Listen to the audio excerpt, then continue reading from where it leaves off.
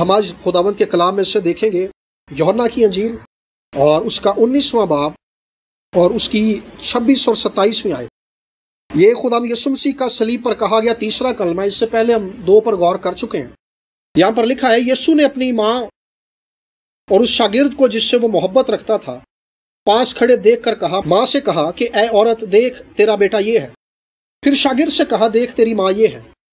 اور اسی وقت سے وہ شاگرد اسے اپنے گھر لے گیا۔ آمین۔ خداوند یسوع مسیح نے صلیب پر یہ بات کہی ہے، اور جب سے کلوری کے سفر کا آغاز ہوا ہے گتسمنی سے لے کر خداوند یسوع مسیح کے جی اٹھنے تک، اس میں جتنے بھی واقعات رونما ہوئے ہیں کوئی ایک بھی حادثاتی یا اچانک نہیں ہوا، بلکہ ہر ایک حصہ جو ہے وہ پرانے عہد نامے کے نبی اس کے بارے میں نبوت کر چکے ہیں۔ ہر ایک بات جو خداوند کہہ رہے ہیں، ہر ایک قدم جو اٹھایا جا رہا ہے، ہر ایک منظر جو دکھائی دیتا ہے، وہ پرانے عہد نامے کے نبی بیان کر چکے ہیں۔ ان میں سے یہ بھی بات جو ہم نے بائبل مقدس میں سے بھی پڑھی ہے کہ خداوند نے کہا ہے کہ اے عورت دیکھ یہ تیرا بیٹا ہے۔ یوحنا کے بارے میں خداوند نے کہا ہے کہ یہ تیرا بیٹا ہے، اور یوحنا سے کہا ہے کہ تیری ماں یہ ہے۔ اصل میں خداوند یسوع مسیح جس بات کو دہرا رہے ہیں، جو بات اصل میں بیان کر رہے ہیں، اسے زبور 2 کے اندر بیان کیا گیا۔ میں اسے پڑھنا چاہوں گا آپ کے لیے کہ زبور نویس اس بات کو کس طریقے سے کھولتا ہے بائبل مقدس میں۔ زبور 2 کا 8 آیت ہے، 7 آیت ہے، لکھا ہے کہ میں اس فرمان کو بیان کروں گا، خداوند نے مجھ سے کہا کہ تو میرا بیٹا ہے، آج تو مجھ سے پیدا ہوا۔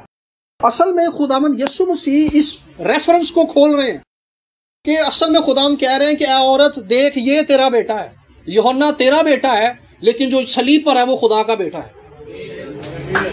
اس ایک بات کے اندر اصل میں خداوند یسوع مسیح اپنے کفارے، اپنی قربانی اور صلیب پر اپنی جان دینے کے مقصد کی قدرت، اس کے اختیار کو واضح طور پر ظاہر کر رہے ہیں۔ اگر جو صلیب پر ہے یہ خدا کا بیٹا ہے، جو کفارہ یہ دے رہا ہے، جو خون یہ بہا رہا ہے، اس کے اندر اتنی قدرت ہے کہ وہ بنی نوع انسان کا کفارہ ہو جائے، بنی نوع انسان کے گناہوں کو دھو دے، کیونکہ اس بات کے اندر ہی انسان کی نجات چھپی ہوئی ہے کہ یسوع مسیح خدا کا بیٹا ہے۔ خدا کا بیٹا ہونے سے مراد یہ ہے کہ خدا کا زور اور خدا کی ذات کی قدرت یسوع کے وسیلے سے بہتی ہے۔ اگر وہ خدا کا بیٹا ہے تو اس کا خون اتنا قدرت والا ہے کہ وہ جہان کے گناہوں کو دھو سکتا ہے۔ اگر تو وہ انسان کا بیٹا ہے، اگر وہ یوسف کا بیٹا ہے، تو پھر وہ اس کا خون اس قابل نہیں ہے، اس کا خون اتنا قدرت والا نہیں ہے کہ وہ دنیا کے گناہوں کو دھو دے، کیونکہ یوسف کے اندر وہی خون تھا جو آدم سے چلا آ رہا تھا۔ لیکن کلام میں لکھا ہے کہ جو انسان سے پیدا ہوتا ہے اس میں انسان کا گناہ موجود رہتا ہے، لیکن یسوع مسیح کے بارے میں فرشتے نے کہا تھا کہ روح القدس تجھ پر نازل ہوگا اور خدا تعالیٰ کی قدرت تجھ پر سایہ ڈالے گی۔ اس سبب سے، اس وجہ سے وہ مولود مقدس خدا کا بیٹا کہلائے گا۔ کیونکہ وہ پیدا روح القدس کی قدرت سے ہوا ہے، اسی لیے وہ خدا کا بیٹا ہے۔ وہ خدا کا بیٹا ہے، اس کے اندر جو خون ہے وہ انسان کا خون نہیں ہے، وہ خدا کا خون ہے۔ اسی لیے اس کے خون کے اندر اتنی قدرت ہے کہ وہ جہان کا گناہ دھو دیتا ہے۔ اور جب خداوند یسوع مسیح صلیب پر ہیں تو خداوند یسوع مسیح پر صرف اسی نسل کا گناہ نہیں ہے، اسرائیلی نسل کا جو اس زمانے کے اندر زندہ تھی، نہ ہی رومی نسل کا گناہ ہے صرف، نہ ہی آنے والی صرف نسل کا گناہ ہے، بلکہ جب سے دنیا بنی ہے اور جب تک دنیا رہے گی تب تک جتنے انسان پیدا ہوں گے ان ساروں کے گناہ یسوع پر لاد دیے گئے۔ لکھا ہے ہم سب کی بدکرداری اس پر لاد دی گئی اور ہمارے سبب سے اس پر سیاست کی گئی، اور ہمارے لیے خدا نے جہان کا گناہ جو تھا اس پر لاد دیا تھا، اس پر رکھ دیا تھا۔ اور یہی سبب ہے کہ یوحنا نے یسوع کو دیکھ کر کہا تھا کہ یہ خدا کا بندہ ہے جو جہان کا گناہ اٹھا لے جاتا ہے۔ اور جتنا دکھ خداوند یسوع مسیح نے صلیب پر سہا ہے، یہ انسانوں کے گناہ سے کئی لاکھ گنا زیادہ دکھ تھا جو صلیب پر خداوند یسوع مسیح نے اٹھایا۔ لکھا ہے اس نے ہمارے غموں کو برداشت کیا اور ہماری مشقتیں اٹھا لی۔ خداوند صلیب پر یہ خوشخبری ہے کہ ہماری مشقتیں اٹھا رہا ہے۔ آپ میں سے ہر ایک انسان کی مشقتیں اور دکھ اور غم یسوع نے صلیب پر اٹھا لیے ہیں۔ جب ہم اس بات کو جانتے ہیں تو پھر ہمیں اس بات سے فرق نہیں پڑتا کہ ہمارے ساتھ ہو کیا رہا ہے،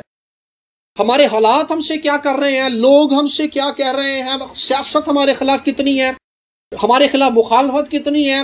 ہمارے خلاف کتنے گڑھے کھودے جا رہے ہیں، اس سے فرق نہیں پڑتا، کیونکہ ہم اس بات پر ایمان رکھ چکے ہیں کہ یسوع نے ہماری مشقتیں اٹھا لی ہیں، یسوع نے ہمارے دکھوں کو اٹھا لیا ہے، یسوع نے ہمارے غموں کو اٹھا لیا ہے۔ سو جب اس نے اٹھا لیا ہے، اس کا مطلب ہے کہ ہم آزاد ہیں۔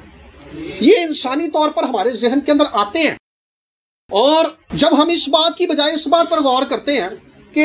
یسوع نے ہمارے دکھوں کو اٹھا لیا ہے، تو پھر ہم ایک ایسی پوزیشن میں کھڑے ہو جاتے ہیں، ایک ایسی حالت کے اندر کھڑے ہو جاتے ہیں جس میں فتح ہے کہ یسوع نے تو میری کمزوریاں اٹھا لی ہیں، یسوع نے تو میرے گناہ اٹھا لیے ہیں۔ پھر اس ایمان کے وسیلے سے خدا، کیونکہ ہم نے کلام پر دھیان لگایا ہوتا ہے، کلام پر جب دھیان لگاتے ہیں، یشوع سے خدا نے کہا تجھے دن اور رات اس کا دھیان رہے۔ سو جب ہم دھیان لگاتے ہیں تو خدا کی قدرت ہولڈ کرتی ہے، پھر ہم بڑبڑاتے نہیں ہیں، پھر ہم لوگوں کو لان تان نہیں کرتے کہ میں دی وجہ تو پیچھے ہے گا، مینوں موقع نہیں ملتا، مینوں ایدی وجہ تو پیچھے کیتا جاتا ہے، اس کی وجہ سے میری ترقی نہیں ہو رہی۔ بلکہ کلام میں لکھا ہے کہ جو شہر چٹان پر ہے وہ چھپ نہیں سکتا۔ اگر کسی انسان کے اندر کوئی قابلیت ہے تو خدا خود اس کو سرفراز کر دیتا ہے، انسانوں کا محتاج نہیں ہے خدا، ساری مخالفت کے باوجود جو ہے خدا سرفرازی دے دیتا ہے۔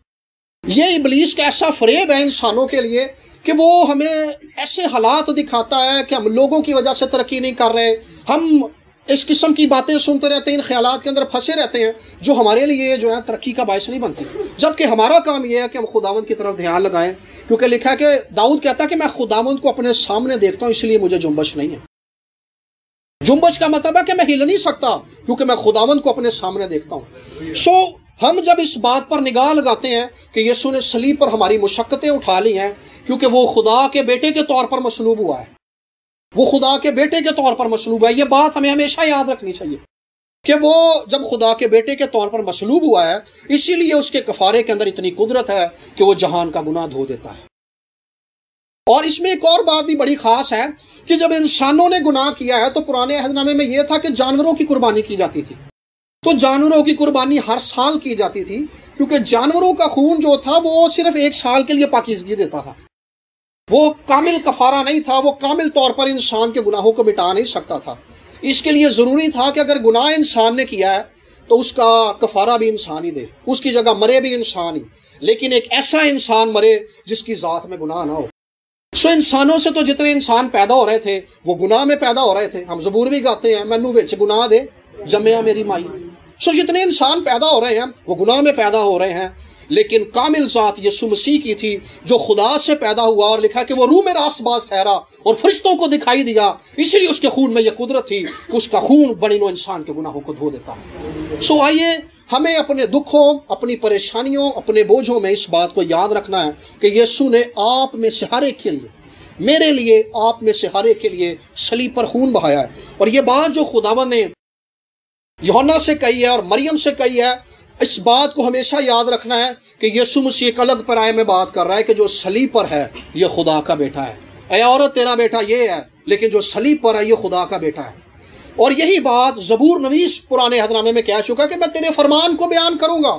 صلیب پر خداوند یسوع مسیح خدا باپ کے فرمان کو بیان کر رہا ہے کہ اے باپ میں تیرا بیٹا ہوں، خدا مجھ سے کہہ رہا ہے تو میرا بیٹا ہے، خداوند اس فرمان کو بیان کر رہا ہے۔ سو اس بات کو ہمیں یاد رکھنے کی ضرورت ہے کہ صلیب پر جس یسوع نے ہمارے لیے کفارہ دیا ہے